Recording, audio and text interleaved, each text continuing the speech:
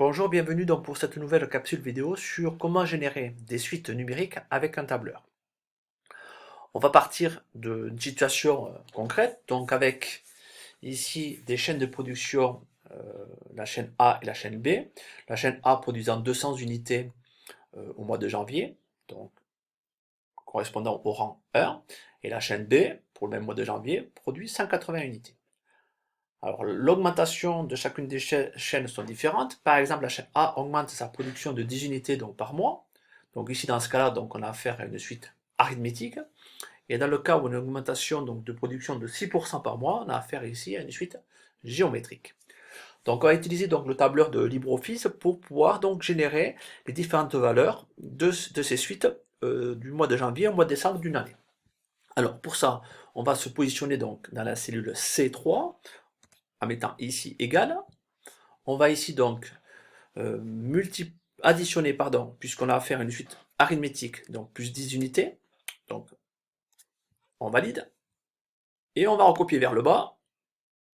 Le tableur nous fait donc tous les calculs, c'était pas la peine de taper les calculs les uns après les autres. Pour la chaîne B, de même, on va donc ici mettre en place notre formule, égale, sélectionner donc la celle D2 pour le mois de janvier de la production de la chaîne B, et comme on a une augmentation de 6%, on multiplie par un coefficient, donc ce qui correspond bien donc à une suite géométrique, par un coefficient de 1,06, puisque dans ce cas-là, on est sur une augmentation de 6%. On valide, et on va ensuite recopier vers le bas. Alors voilà. Donc ici, on a l'évolution de chacune des deux chaînes pour les 12 mois de l'année. Alors pour avoir une meilleure vision de cette augmentation, on va faire une représentation graphique des deux chaînes en prenant en compte donc les rangs. Donc on sélectionne ici donc insérer un diagramme. On va prendre donc x, y dispersion. On va prendre ici donc ligne seule. Donc on peut lisser si on obtient une courbe. Donc suivant. Ici, on s'assure que nos colonnes donc, que nos données sont bien en colonne, ce qui est le cas ici.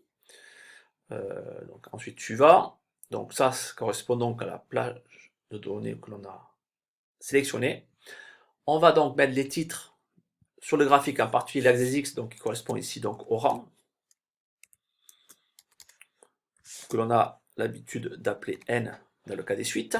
Et ensuite ici, donc on a le nombre d'unités produites sur les deux chaînes.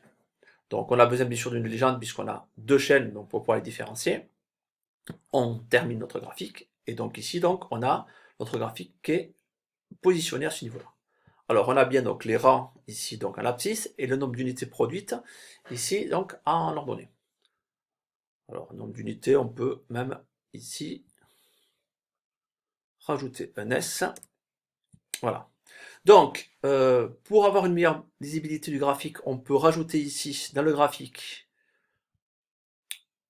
ici, donc les axes verticaux, ou l'axe vertical, et on va se rendre compte, donc, que notre graphique, ici, si on veut aussi modifier les abscisses, donc,